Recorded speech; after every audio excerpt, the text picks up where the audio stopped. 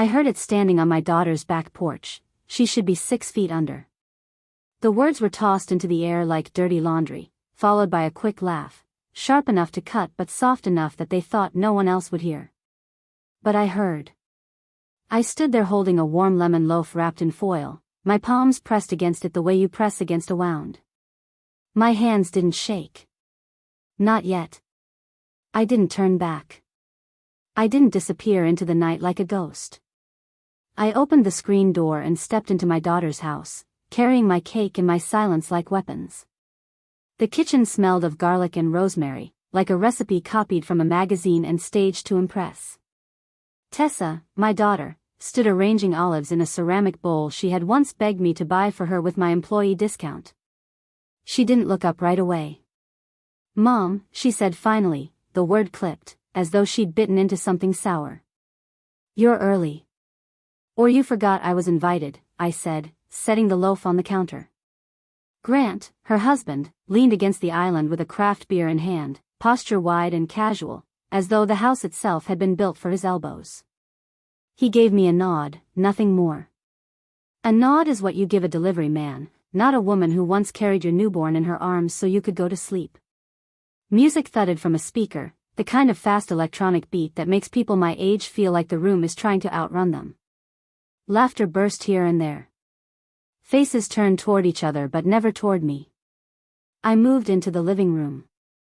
My grandchildren, Noah and Lila, darted past with 2 other children I didn't recognize, neighbors' kids, maybe. Not one of them slowed down to say hello. My heart noticed before my mind did. They had grown used to my absence. A woman I didn't know lifted my lemon loaf with 2 fingers. "Can I put this in the fridge?" she asked, already half turned toward the refrigerator. "Of course," I said. "It keeps better by kindness, but the cold will do." She laughed as if I were joking. I wasn't. Tessa tapped her spoon against a glass. "To family," she said brightly, though her smile didn't stretch all the way to her eyes. "And to new beginnings." Glasses clinked. A chorus of cheers. Not one pair of eyes found mine. I raised my water anyway. I am a woman who knows how to pretend. Dinner blurred. I stood for most of it, plate in hand. A standing woman is temporary, easy to overlook, easy to dismiss. That suited everyone just fine. Later, in the kitchen, I rinsed plates and stacked them carefully, heavy on the bottom, fragile on top, as though my order could make up for their disorder. Tessa slid beside me, her perfume too sharp, her voice lower than before. "Mom," she whispered. "Don't make it a thing." "Make what a thing?" "Whatever you think you heard." "I don't think I heard it," I said. "I did hear it. Grant's cousin talks too much." Grant laughed, I replied, drying a spoon. She turned away. "Please don't complicate things. We'll talk tomorrow." Which is to say, we wouldn't. I left at 10. The night air was cooler than I remembered, or maybe I was just warmer with the heat of humiliation. I carried the untouched loaf back home, placed it on my counter, and sat at the kitchen table with the electric bill folded in half. On the blank side I wrote, "I heard it. I am not crazy." Then I drew a small box beside the words and checked it. A done thing is a kind of prayer. I brewed tea, black, strong. The kind that settles in your chest like armor. As I sipped, I thought of all the other nights in this same kitchen. Nights of sewing costumes for school plays. Nights of mending clothes Grant said weren't worth keeping. Nights when Noah sat at this very table coloring dinosaurs and asking me if they ever really roared that loud. My house has history. Their house has paint. I went to the hall closet and pulled out the dented metal lockbox. Inside, birth certificates, the deed, insurance forms, my will with Tessa's name written in bold as executor, the power of attorney I gave her, for convenience, after my fall last winter. Convenience. A polite word for control. I laid the papers on the table. Paper against wood makes a sound I trust more than most voices. At midnight I called Bernice. She answers every time, no matter the hour. Retired parish secretary, lipstick always perfect, voice sharp enough to cut through fog. I heard it, I said. What did you hear? She should be 6 feet under. She inhaled hard. Eve, that's wicked. Wicked and cowardly. Come by in the morning. I'll have coffee and the blue pen waiting. We'll fix this. I slept 4.5 hours, not peacefully but firmly, like a door that finally found its frame. In the morning, I walked to Bernice's. Her house smelled of lemon polish and toast. She hugged me long enough to count as medicine, then poured coffee dark as molasses. You look like someone tried to push you off a chair, she said. They tried to take the chair, I replied. And the room it sat in. Bernice dialed the community legal clinic at St. Luke's. She's the kind of woman who refuses to talk to robots. Within 3 minutes, I was speaking to a young lawyer named Amelia.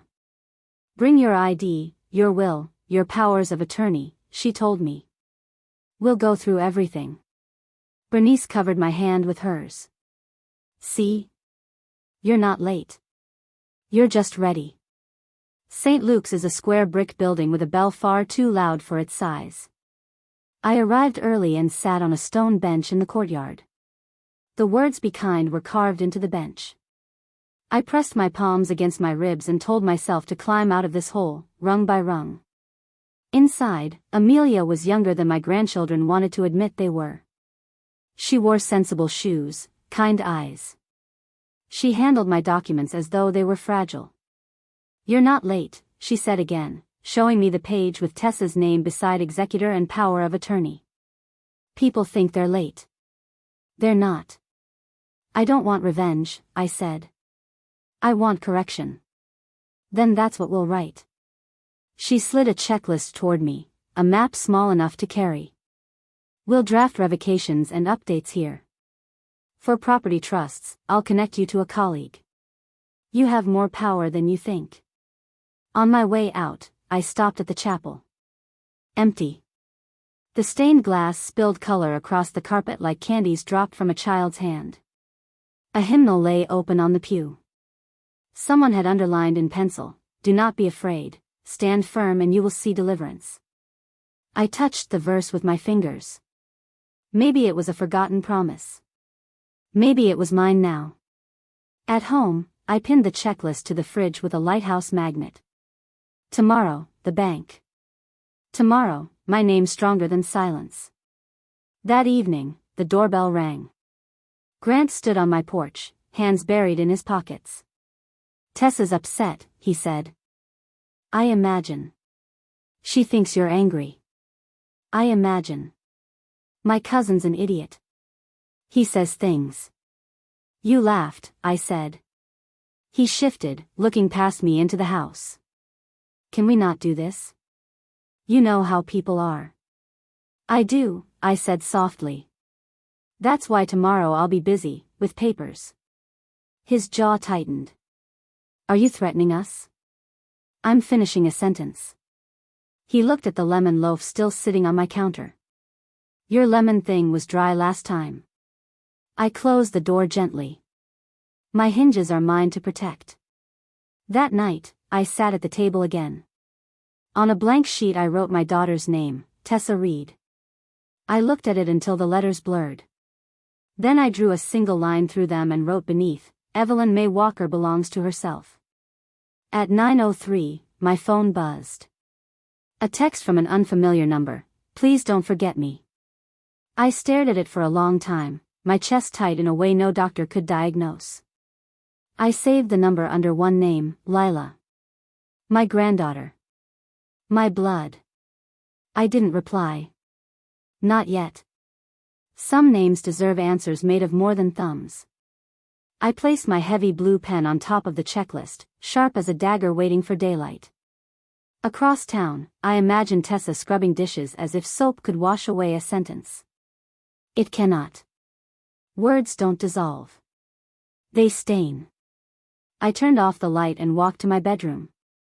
For the first time in years, I didn't pray to be included, noticed, or forgiven. I prayed only for strength. Not the loud kind, the steady kind that lets you walk into banks and law offices with your back straight and your signature ready. Because tomorrow, I would no longer be convenient. Tomorrow, I would begin to be undeniable. And as I folded myself into bed that night, I thought of the verse scribbled in pencil inside the hymnal at St. Luke's, "Do not be afraid, stand firm and you will see deliverance." I didn't know if God still listened to women like me, women who had been silenced at their own children's tables. But I knew this: if he was listening, then tomorrow he would walk with me into the bank, into the lawyer's office, into every room where my name had been treated like fine print. I woke before the sun, the house still wrapped in darkness. The checklist sat on the fridge, the pen on the table like a sentry keeping watch. I boiled water for tea, but instead of pouring it, I sat at the kitchen table with my hands flat on the wood, breathing slowly until my pulse stopped racing. The words from the hymnal returned: "Do not be afraid, stand firm and you will see deliverance." I didn't know if God had left me long ago or if I had left him, but I whispered the verse anyway. Sometimes faith is nothing more than repeating borrowed words until they sound like your own. At 9 o'clock sharp I walked into First Mutual Bank with my purse pressed tight against my side. The young man at the front desk tried to send me to a kiosk, but I told him I wanted a manager and a door that closed. My voice didn't waver. 10 minutes later I sat across from a woman named Rachel who wore a blazer the color of storm clouds and had a polite smile that didn't slide off her face when she looked at me. I placed my folder on the desk and told her I wanted to review every account, every cosigner, every convenience access. She clicked through the screen, her fingers quick and sure. "You have one cosigner," she said. "Your daughter, Tessa Reed." "Remove her," I said. Rachel looked at me over the top of her glasses. "Completely?" "Yes." "Remove her access, cancel any cards, reset every password. From now on, everything is in my name only." I said it slowly, like a prayer. Each word was its own amen. She didn't argue. She typed. The sound of the keyboard was like rain, steady and cleansing. Papers printed. She slid them toward me. "You'll need to sign here, here, and here. We'll reissue everything new." I signed with the heavy blue pen I'd carried from home. My name looked solid, unshakable. Rachel collected the pages and stacked them neatly. "Would you like to set up alerts, or perhaps a trust account for future designations?" she asked. "Not yet," I said. "I'm still building the next version of my life." She nodded like she understood more than she said. "Then we'll make sure no one else builds it for you." I left the bank without looking back. My feet felt heavier and lighter at the same time, as if gravity had finally decided I was worth its pull. Outside, the wind carried the smell of rain, and I thought of marigolds leaning in my garden, waiting to be clipped back. Control feels like sharp shears in the hand. At home I brewed the tea I hadn't touched that morning and drank it hot, letting it burn my tongue. A reminder that I could still feel, still taste, still choose. The phone buzzed on the counter. "A message from Tessa. I heard you've been making changes. Don't do anything rash. You'll regret it." I turned the phone face down. Regret was her burden, not mine. That afternoon Bernice drove me to see Amelia again at the clinic. The office smelled faintly of peppermint, the kind of scent that lingers in paper fibers and never leaves. Amelia laid out forms for revoking the power of attorney and updating my will. "Are you sure you want to remove your daughter entirely?" she asked carefully, as though stepping barefoot through glass. "I'm sure," I said. "I gave her everything she needed already. She's made it clear what she values, and it isn't me." Amelia nodded and began typing. Her patience was a kindness sharper than pity. She explained each section, each clause, until the document sat in front of me like bricks I had finally stacked into a wall. I signed with steady strokes, watching my name bloom across the page. When the last paper was notarized, she handed me a copy in a slim folder. "Keep these somewhere safe," she said. "From today on, no one makes decisions for you but you." I carried the folder pressed against my chest all the way home. It felt less like paperwork and more like armor. That evening, Bernice stayed for supper. I hadn't planned a meal, but I boiled pasta and tossed it with butter and parsley from the garden.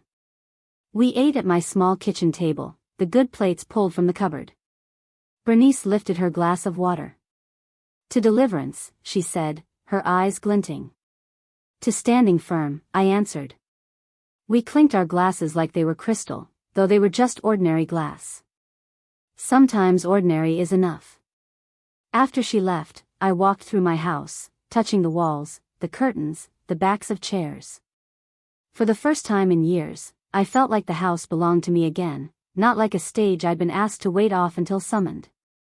I went to bed early, the folder of documents under my pillow, as if sleeping on it would make the changes sink deeper. The next morning I woke lighter. I baked a loaf of banana bread, not for anyone else, just for myself. The smell filled the rooms, clinging to the curtains, soaking into the wood.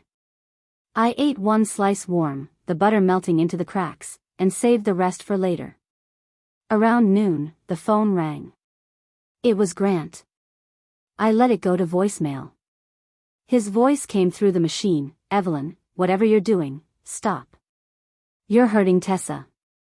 You're hurting the kids. Don't let some outsider put ideas in your head. Call me back. His words scratched at the walls, but I didn't answer. I wouldn't archive his excuses anymore. No more museum of apologies. In the afternoon, I walked to St. Luke's again. The chapel was empty, as it often was on weekdays. I sat in the back pew, the stained glass painting my hands in patches of red and gold. I opened a hymnal and hummed a tune I half remembered from choir 40 years ago. My voice wobbled, but it was still mine. If they don't hear you softly, my mother used to say, let them hear the silence louder. I closed the book and whispered, I am still here. For once, the silence didn't echo back emptiness. It felt like an answer. That evening, I sorted the hall closet, pulling out a box filled with photographs. Weddings, birthdays, graduations, children in costumes. Faces smiling at moments staged for memory, not for truth. I separated them carefully. Some I kept. Some I put in a pile to store away, no longer on display. At the bottom of the box I found one photo of me and Frank, my late husband, painting the porch. We were covered in splatters, grinning like fools. I propped it on the mantel. We got here, didn't we? I said aloud. The room stayed warm. 3 days later, a letter arrived. The envelope bore Tessa's handwriting, sharp and rushed. Inside, Mom, I don't know what you're trying to prove. You're making a spectacle. Family sticks together. Stop before you ruin everything. No signature of love. Just Tessa's name printed at the bottom like a stamp of disapproval. I folded it once and slid it into the folder with the legal documents. Let it sit beside the truth. Let it age into irrelevance. That night, while the bread cooled on the counter, the phone buzzed again. A new message from the same number as before. Grandma, it's me. Lila. Can I see you? Just me. My breath caught. The hum of the refrigerator was the only sound in the room. I read the words again and again. My granddaughter. The girl who once gripped my hand too tightly crossing icy sidewalks. The one who hadn't looked at me at the library last month. Just me. I didn't answer right away. Old instincts pressed against me, don't upset Tessa, don't encourage secrets, don't make things worse. But another instinct, older and stronger, rose up. The instinct of a woman who has already been erased too many times. I typed back slowly, tomorrow. After school. Knock once, then come in. I set the phone face down, my heart still racing. The air in the kitchen seemed sharper, alive with possibility. Tomorrow, my house might not be as empty. Tomorrow, a door might open in the right direction. And as I stood there, the words from the hymnal echoed again, do not be afraid, stand firm. Tomorrow, I would. I spent the morning pretending not to watch the clock. I wiped the counter twice, watered the rosemary though it didn't need it, shook crumbs from the tablecloth just to keep my hands moving. At 3:40, I cut 2 slices of banana bread. At 3:50, I checked the peephole every 2 minutes. At 4:12, a single knock, then the door opened. Lila stood there with her backpack half unzipped, curls slipping loose. She looked older than yesterday, younger than last month, which is to say, exactly her age. "I didn't know if you'd actually let me in," she said, still hovering on the mat. "I told you to knock once and come in. That's still the rule." She stepped inside, smelling faintly of rain and pencil shavings. I gestured to the table. I made banana bread. Not because grandmothers always bake, but because I needed a reason to stand in the kitchen without crying. She almost laughed. "Mom says you're being dramatic. Your mother confuses boundaries with theater." We sat. She picked at the napkin until it frayed. "I'm sorry," she blurted. "About the party. About the library. About pretending not to see you." The apology was small but alive. "What exactly are you sorry for?" "For making you feel invisible. It was easier to do what Mom does." Not an excuse. Just the lazy truth. I appreciate truth, even when it limps. "Eat." She ate 3 bites before speaking again. "Mom says you're cutting us off. That you're doing it to punish her. I'm doing it to stop punishing myself. I don't want to take sides. I just want to see you. You can. But not as a secret stuffed in a backpack. If you come, it's because you chose to knock with your own hands." Her eyes shimmered. "Okay." We talked about school, her English teacher's endless Noah trying to draw a perfect circle, the smell of the gym after volleyball. Small things, ordinary things. Then she reached into her bag and pushed a folded paper across the table. A pencil sketch, a woman at a table by a window, pen in hand, a lighthouse drawn outside. "Is she me?"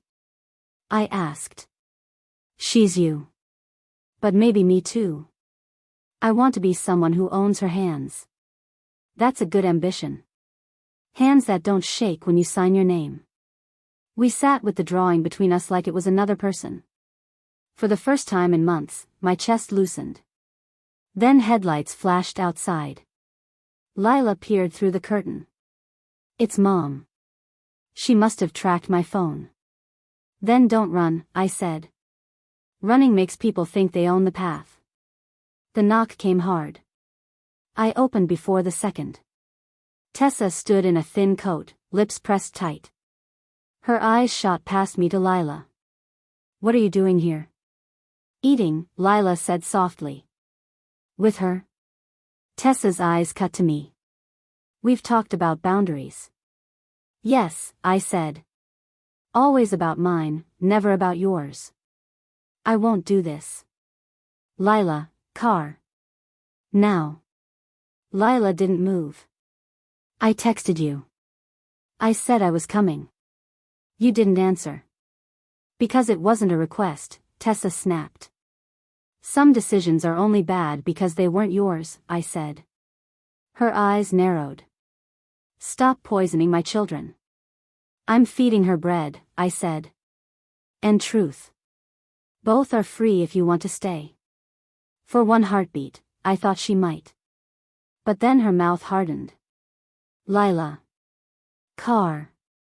Lila hugged me fast, fierce. "I'll come back," she whispered. Then she was gone, and the door closed on the cold. I stood with the sketch on the table, the kitchen humming around me. The house did not feel empty. It felt like a held note. The next morning Amelia from the clinic called. I spoke with my colleague, Attorney Hammond. He's excellent with property protections. "If you're considering a living trust." "I'm not considering. I'm deciding." Then 4 o'clock today. I slipped Frank's photo and Lila's drawing into my purse with the folder. Some things are worth carrying when signatures happen. Hammond's office had carpet that told you no one rushed here. He listened more than he spoke. I told him what I wanted, a living trust with me as trustee and beneficiary, after my death, the house sold and proceeds given to women who needed ladders, not shovels. He nodded, asked a few precise questions, then slid a draft across the desk. You may also want to update medical directives. No one speaks for you unless you say so. Then no one speaks for me, I said. He passed me a pen. I signed carefully, my name anchoring itself to the page. Outside, the wind tugged at the trees, testing what wasn't nailed down. That evening I made leek soup, ate standing by the stove, then sat with the draft spread open until the words stopped looking like tests and started looking like truth. The phone buzzed.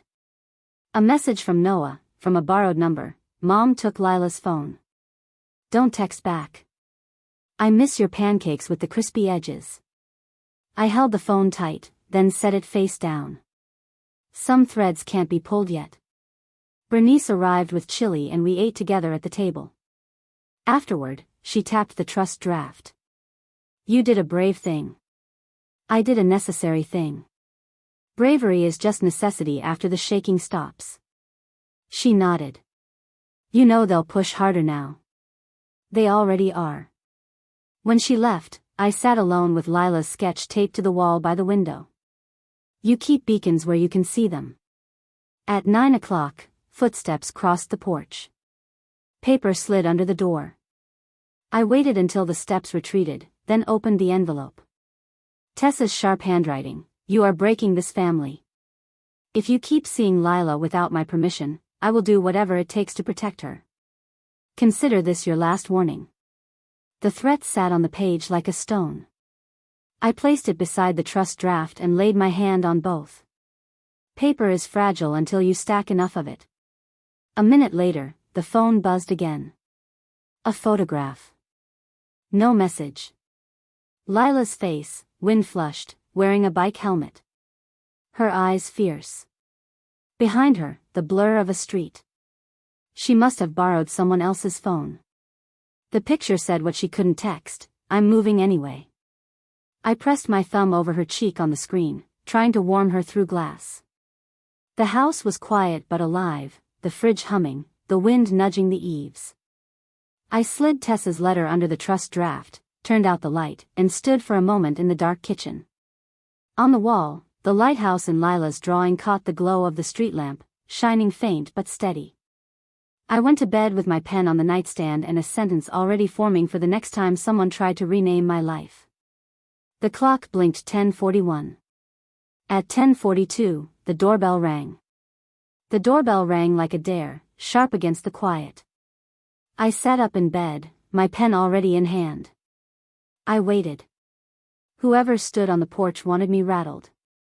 I refused. On the second ring, I rose, pulled my robe around me, and opened the door. Grant stood there, shoulders hunched in a jacket too thin, his breath a small fog. He didn't smile, didn't even attempt civility. We need to talk. It's late, I said.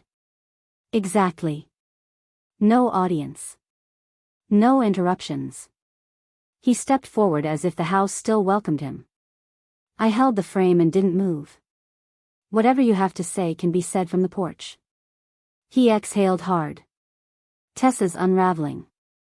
She's crying, she's snapping at the kids, she's saying you've brainwashed Lila. Funny. I thought ignoring a person until she disappears was closer to brainwashing. His jaw flexed. You've made your point. But this legal crap, the trust, the will, you're hurting everyone. Everyone who counted on me to stay quiet. Don't you care about what it looks like? You're making enemies in your own family. I leaned against the frame, steady. Family made itself my enemy when it decided I was already 6 feet under. For a moment he looked ashamed, but only for a moment. Then his mouth twisted. You think you're powerful now. But when you're alone in some apartment, no one to help, you'll regret pushing us out. I'd rather be alone with truth than surrounded by people who flinch at my presence. He muttered something I didn't catch, then turned, stomping down the steps. His car roared into the night. I closed the door slowly, firmly. My hinges didn't rattle. Sleep didn't come easy. I lay in the dark, Lila's drawing glowing faint in the street lamplight. Each time I closed my eyes, I heard Grant's warning, alone in some apartment. Alone had always been painted as a punishment. What if it was a canvas? At dawn, I brewed coffee and sat at the table with the trust draft spread out. The papers didn't tremble. I realized, neither did I. By mid-morning, Bernice knocked with her usual rhythm, 3 short, 1 long. I let her in. She carried scones wrapped in a towel. "You look like you wrestled the night," she said. Grant came. Her eyes narrowed. At that hour? He wanted me to undo my decisions. I told him no. She placed the scones on the counter, then rested both hands on my shoulders. "Good. Let them sweat. You are not their safety net anymore." We ate together, scones crumbly, butter melting. Over tea, I told her about Noah's secret message, about Lila's sketch, about the letter Tessa had shoved under the door. "They're cornered," Bernice said. "And cornered people bare their teeth. But you've got paper, signatures, a trust. That's stronger than their bark." I nodded, though my stomach churned. That afternoon I went to the post office and rented a P.O. box. The clerk, a woman younger than my granddaughter, asked if I wanted mail forwarded. "No forwarding," I said. "If they need me, they'll know where to knock." She didn't ask who they were. With the key warm in my hand, I walked past the bulletin board crowded with flyers. One caught my eye: volunteers needed at Greenway Women's Shelter. The same shelter I had chosen for the trust. I pulled a slip. Maybe giving wasn't just about after death. At church the next day, I slipped into the back pew. The chapel was half full, voices carrying the hymn like tired wings. The pastor spoke of wilderness, of finding manna where you thought there was only dust. I didn't know if I believed every word, but when the congregation bowed, I whispered, "Give me wilderness strength." Not banquet strength. Just enough to keep walking. After service, a woman I didn't know tapped my arm. She introduced herself as Nora, said she'd seen me alone a few Sundays now. "Would you like to join our tea circle? We meet Thursdays. Nothing fancy. Just tea and women who refuse to be invisible." Her words wrapped around me like a scarf. I said yes. At home, I found another envelope under the mat. No return address, but the handwriting was Tessa's. Inside, a single sheet: "Lila is confused. You are confusing her. If you keep dragging her into this, I will take action. Don't test me." I sat at the table, letter in hand, the trust draft beneath it, the sketch taped to the wall above. 3 truths stacked: threat, protection, hope. That evening, I baked another loaf of banana bread. Not for them. For Lila. For whenever she managed to come back. I wrapped 2 slices in foil and placed them in the freezer, labeled with her name. Insurance, grandmother style. At 8, the phone buzzed with an unknown number. A message appeared: "Still bringing cookies Thursday. Don't bail. Lila." Somehow she'd found a way again. I typed back, "I won't. The kettle will be waiting." For the first time in months, I smiled without effort. But the peace was thin. Because at 10 o'clock, headlights swept across my front windows. A car idled, engine low. I peeked through the curtain. Tessa sat in the driver's seat, phone glowing in her hand. She didn't come to the door. She just waited, eyes fixed on the house, as though daring me to step out. I didn't. I let the light pass across the walls, let her impatience stew. After 20 minutes, she drove off. The next morning, Bernice called. "I've been thinking," she said. "Maybe you should have someone else hold a copy of your documents. Just in case." "I trust you," I said simply. She sniffed. "Then I'll guard them like treasure. And if your daughter storms my porch, I'll throw scones at her." We laughed, but I tucked the extra copies in an envelope anyway and brought them to Bernice that afternoon. It felt good, handing over not just papers but proof. That evening, I sat with my journal. They asked why I'm still alive. To set my own table. To teach my granddaughter how to knock with clean hands. To remember my name. I closed the journal and turned off the lamp. At 11:06, the phone rang. Not a call. A video. Sent from a number I didn't know. My hands froze.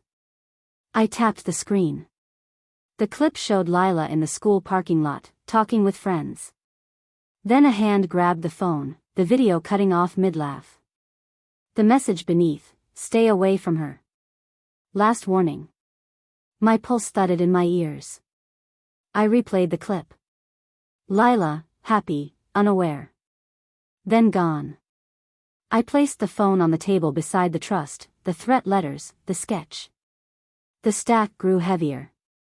Some battles are fought with signatures. Some with silence.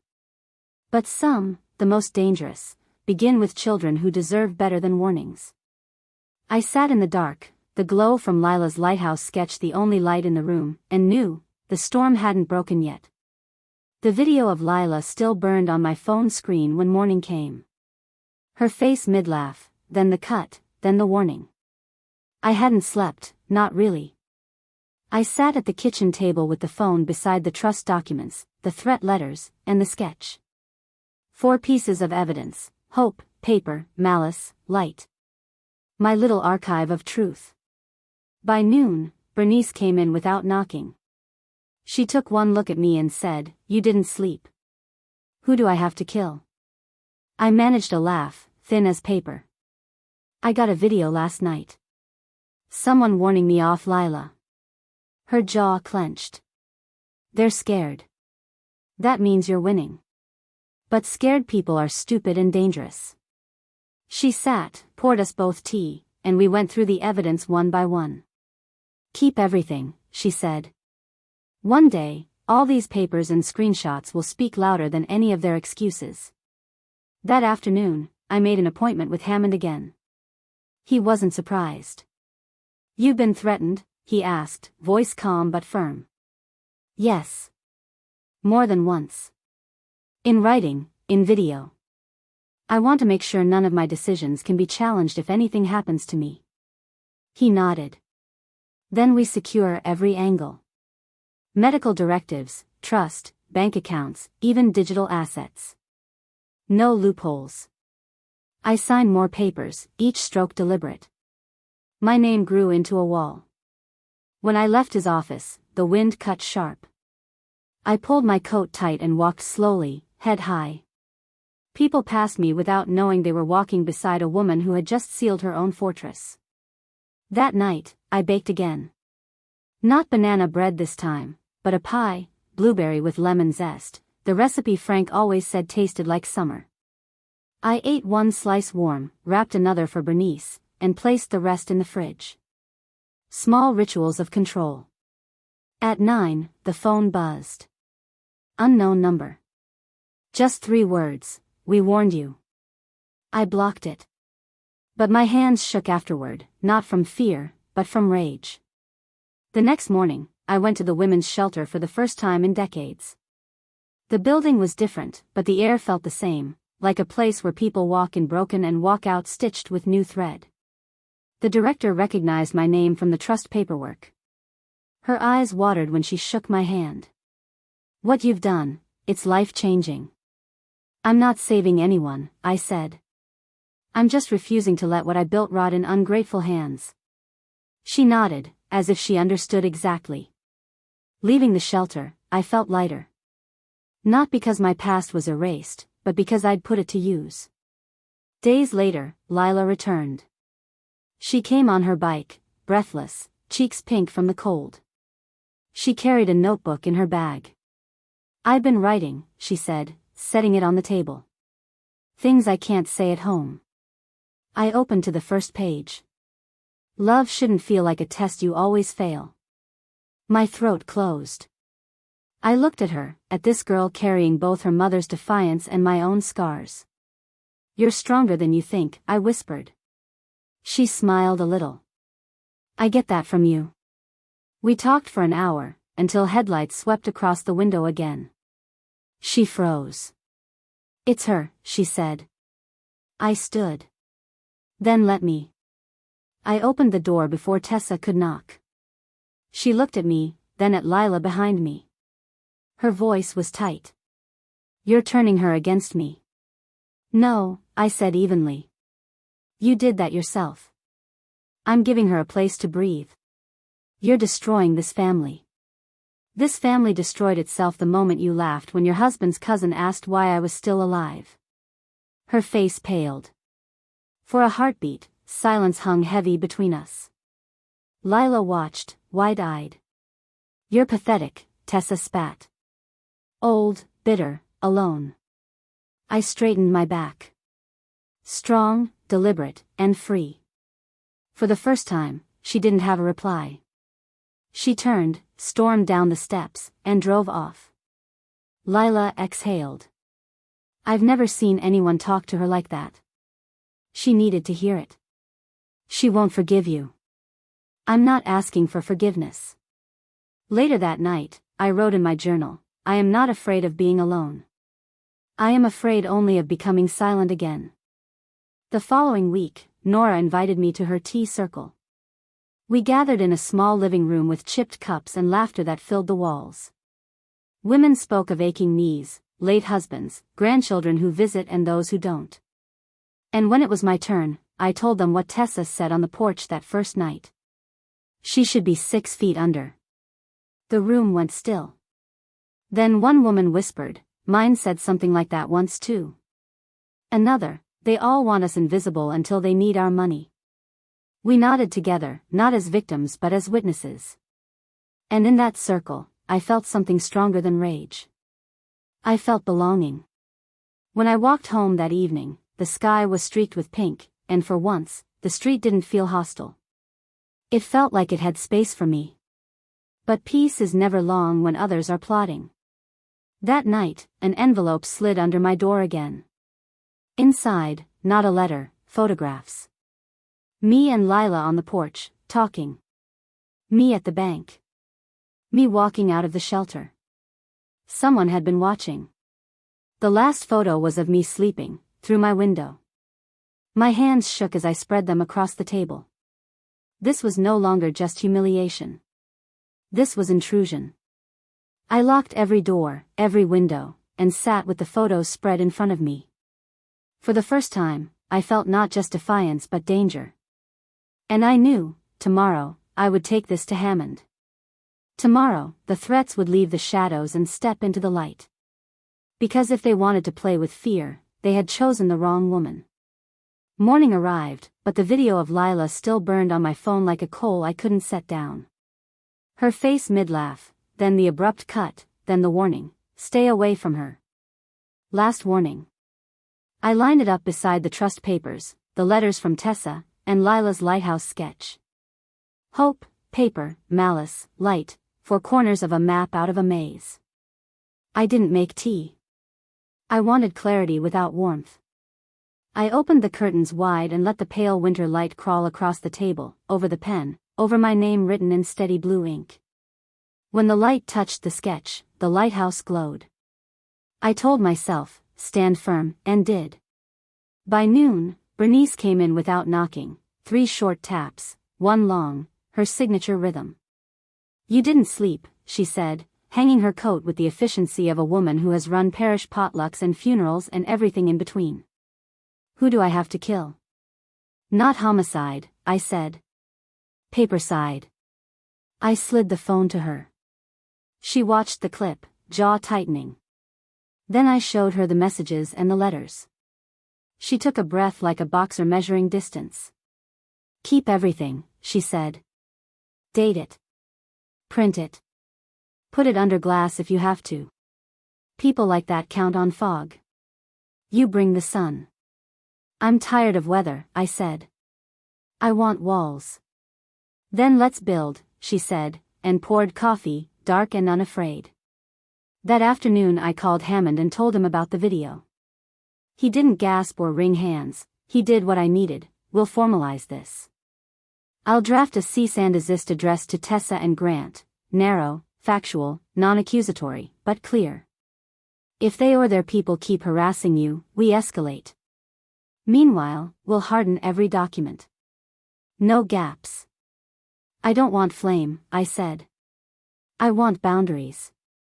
Boundaries are fireproof, he answered, and asked me to come by before close.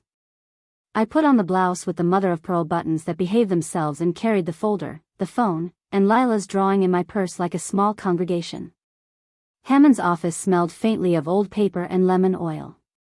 He walked me through addenda for the trust, added a clause for immediate charitable disbursement should the house sell early, and reviewed my medical directives again. No one speaks for you unless you put their name here, he said, tapping the page. My name looked tall enough to hold a roof. When he handed me the draft of the cease and desist, he said, "We'll send it by certified mail and email. Paper leaves footprints." Good, I said. I want them to hear their own shoes. Outside, the wind had teeth. I walked to the bus stop instead of asking Bernice for a ride. The teenager beside me hummed through his earbuds, an older man in a cap read a racing form, a woman in scrubs rubbed her eyes. Ordinary lives, upright in the weather. I took comfort in the democracy of cold. That night I baked a pie, blueberry with lemon zest, the one Frank used to call June in a pan. I ate one slice warm, wrapped another for Bernice, and put the rest in the fridge. Small rituals are a kind of anchor you can tie to yourself. At 9, my phone buzzed. "We warned you." No name. I blocked the number without ceremony, then stood at the sink until the anger ran hot and clean through me. Rage is not a flood here. It's a river with banks. I have learned the bends. The next morning I walked to the women's shelter. The facade had been painted since I last saw it, but the air inside was familiar, clean, purposeful, stitched with volunteer voices and the quiet of people planning survival. The director recognized my name from the trust paperwork and the meeting Hammond had had with their board. She squeezed my hand with both of hers. "What you're doing," she said, eyes shining, "it means sturdier doors, safer nights." "I'm not a savior," I said. "I'm just moving a house from the wrong hands to the right ones." "Sometimes that is salvation," she said, and let me tour the pantry. A boy about Noah's age stacked cans like a careful engineer. A woman with a baby tied to her chest sorted donated coats, checking pockets for lost grocery lists that might need returning. When I stepped back into the street, the sky had brightened a shade I wanted to name Possible. I carried that color with me all the way home. Lila came 2 days later on her bike, hair frizzed from the ride, cheeks pink. She leaned the bike against my porch rail like she belonged there and grinned when she caught me grinning. "I brought something," she said, lifting a notebook from her bag, the wire spiral bent from being handled too much. "It's not good. It's just true." She slid it across the table. On the first page, in her neat, school-taught letters, "Love shouldn't feel like a test you always fail." On another, "I want to keep the parts of me I recognize." A small, angry sketch of a mouth crossed out, then erased, then drawn again, bolder. "You're a writer," I said. "No," she said, embarrassed. "Yes," I said, firm. "Anyone who tells the truth on paper is a writer." She took a slice of pie and ate it with both hands, the way she did at 5. "I don't know how to be brave when she's looking at me," she confessed. "Bravery is not a pose," I said. "It's a repetition. You do one small brave thing, then another. It adds up when nobody's looking." She smiled, then sobered. "Mom says you're trying to turn me against her." "I'm trying to keep you from turning against yourself," I said. We played cards for an hour, shuffling, dealing, reshuffling when the hands went lopsided. The house hummed like a patient animal. When she left, she wrapped 2 slices of pie in a napkin and tucked them into her bag as if they were contraband literature. At dusk, headlights swept across my windows and paused. I didn't move. I let the light pass over the walls, past the sketch, across the clean plates drying on the rack. After a long minute, the car pulled away. Standoffs can be silent, too. The next day, Nora's tea circle met in her living room, a congregation of women with chipped cups and unchipped spines. We talked about nothing and everything: the grocery bill, a knee that refused stairs, a neighbor's cat with opinions, and finally, humiliation that sneaks into backyards wearing family names. I told them what I heard on Tessa's porch and the newest flavor of threat. A woman named Ida squeezed my arm. They put us out to pasture until they need our pasture. Then we're back on the plow. We laughed, the good kind, the kind that ferries you to shore. Nora pressed a small cross-stitched bookmark into my hand on the way out. Stand firm, it read. Leftover from a church bazaar, she said. It was waiting for you. When I got home, an envelope sat under my door. Not a letter this time, photographs. Me on the porch with Lila. Me walking into the bank. Me leaving the shelter. The last one made the room tilt, me sleeping, seen through my bedroom window. I placed them on the table in a row and forced my breath to stay even. Fear's favorite trick is to speed your pulse until you believe it is the truth. I refused. I set my phone to record as I spoke each photo's description and time-stamped it. I put the photos into a sleeve, dated it, and slid it into the folder with the letters and the video. Paper can be an army if you stack it right. I called Hammond. This has moved from harassment to stalking, he said. I can't file a police report for you, but I recommend one. I'll add these to the file and expedite the cease and desist. We'll also notify the shelter. They have protocols. You are not alone. I am not quick to cry, but I had to put the phone down and put both hands flat on the table until I remembered how to be a person. The lighthouse on the wall did not flicker. I thanked it for that. Bernice arrived with chili and fury in equal parts. We can sit with this or act with this, she said. Let's act. We went to the station together. I gave the officer the letters, the video, the photos, the dates, the times. He listened with the decent gravity of a man who is good at one part of his job, paying attention. I did not expect miracles. I expected a report number. He gave me both attention and the number. Progress. That night, I made soup I didn't want but needed, the kind that tastes like calm. The phone buzzed as I washed the pot. An unknown number again. A still photo appeared, my living room window from across the street, my lamp on, my silhouette at the sink. No words.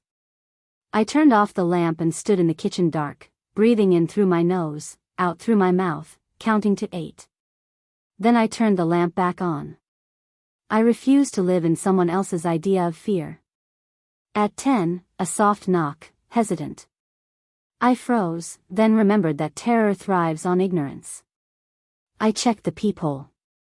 Nora, with her wool hat pulled down to her eyebrows, held up a plastic bin of leftover tea biscuits.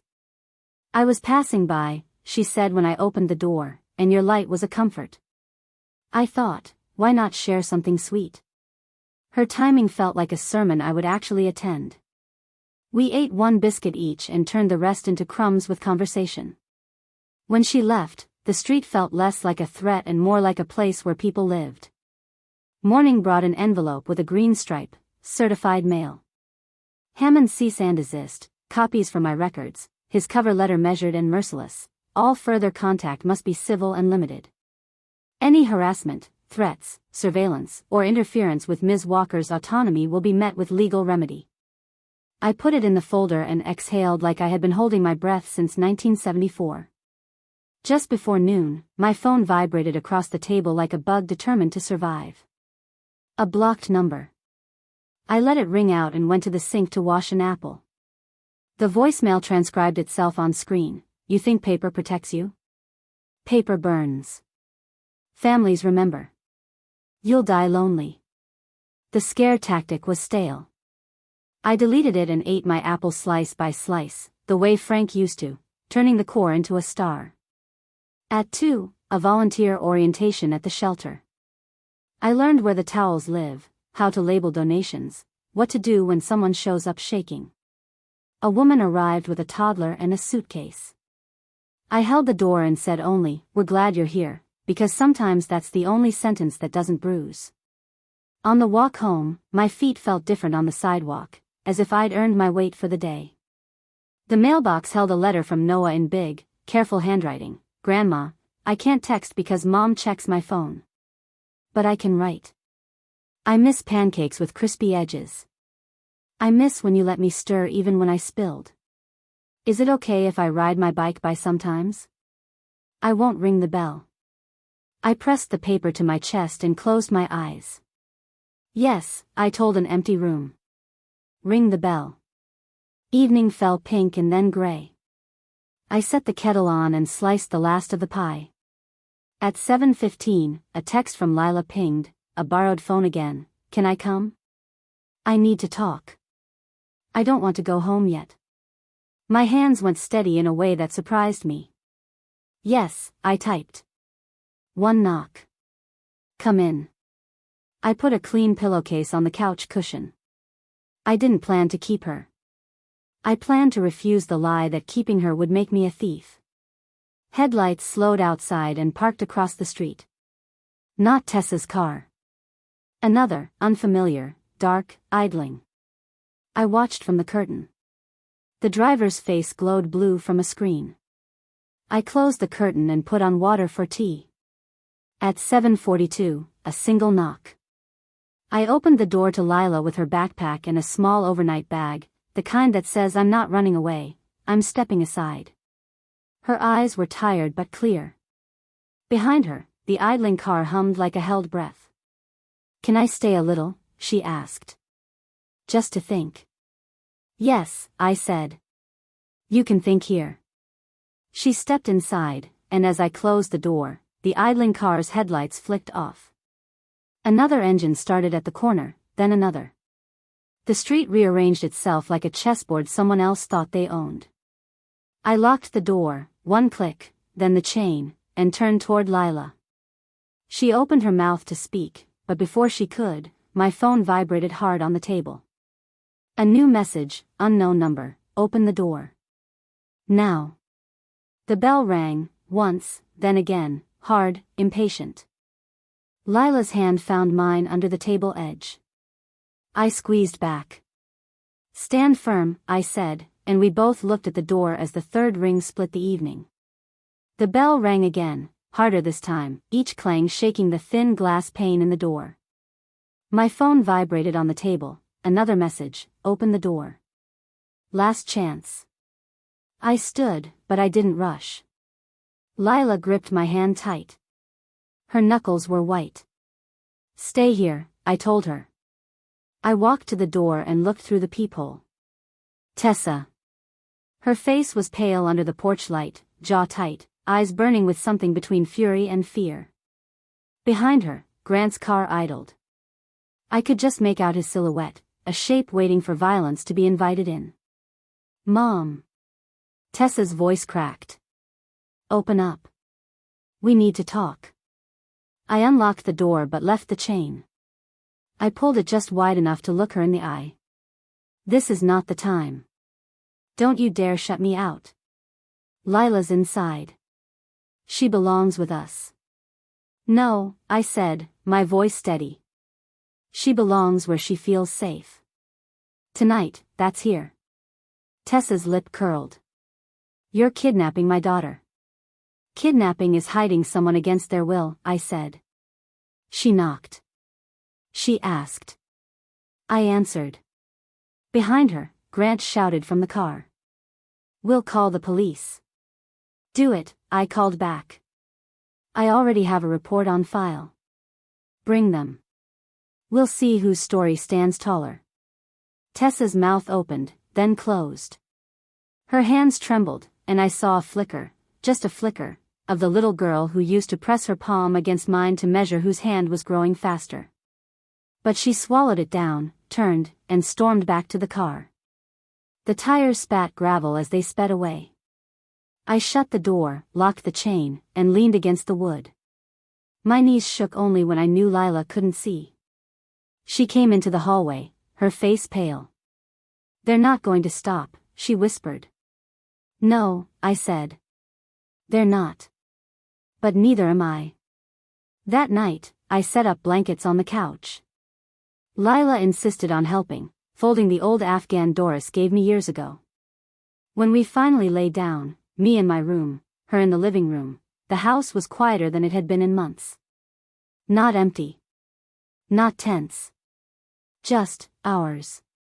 At dawn, I brewed coffee and found her notebook open on the table, a fresh page scrawled in her hand. If love is loud, let it be laughter, not shouting. If love is quiet, let it be presence, not absence. My eyes blurred. I pressed the page flat like it was scripture. By mid-morning, Hammond had called. He'd already filed a motion for a restraining order. They crossed into harassment and stalking. With the photos, the video, and your testimony, we have a strong case.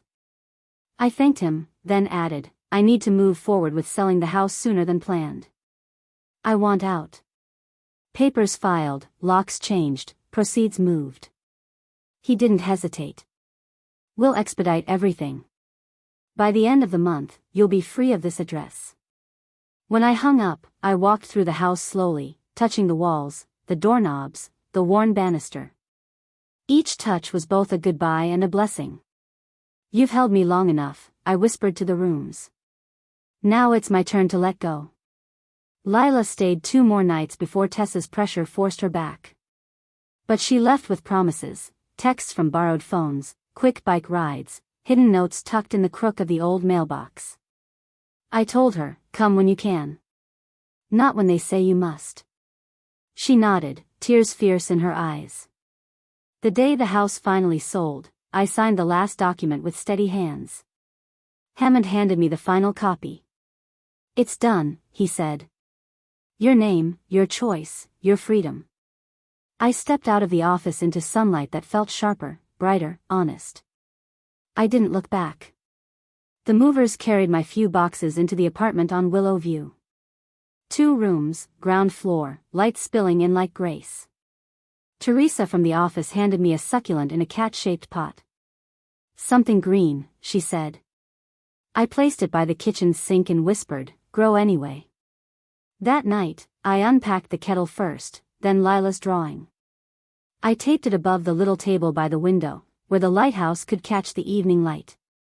I brewed tea, sliced a pear, and sat in the quiet. Not waiting for headlights. Not waiting for permission. Just waiting for water to boil. The next day, Nora and Bernice arrived with biscuits and laughter. We christened the apartment with crumbs and conversation. It feels like you, Bernice said, looking around. Not a museum. Not a battlefield. Just you. I smiled. That's enough. When they left, the apartment didn't feel empty. It felt ready. A week later, Ruby, my granddaughter who had stayed silent too long, showed up with tulips, red and alive. She sat across from me at the small table and said, I'm not here because Mom told me to. I'm here because I miss you. I poured tea, handed her a cup, and said, then you came for the right reason. We talked about school, her plans for summer, the boy in class who drew a beard on his mask. We laughed until the tea went cold. Before she left, she gave me a card she had painted herself, 2 chairs on a porch, one empty, one with a teacup waiting. Inside, thanks for keeping a seat for me. I hugged her longer than I meant to. That evening, I sat on the balcony with my journal. The sky turned peach, then deep blue. I wrote, they asked why I was still alive. This is the answer. To set my own table. To keep the door open just wide enough for those who knock with clean hands. When I closed the journal, I felt no tremor in my hand. No ache in my chest. Just quiet, steady knowing. I'm 73. I make pancakes 2 at a time, read books without rushing to the end, plant basil in pots too small for ambition but just right for roots. I keep scones in the freezer for visitors, and I leave one chair by the window always clear. Not for anyone in particular. But for anyone who remembers how to knock.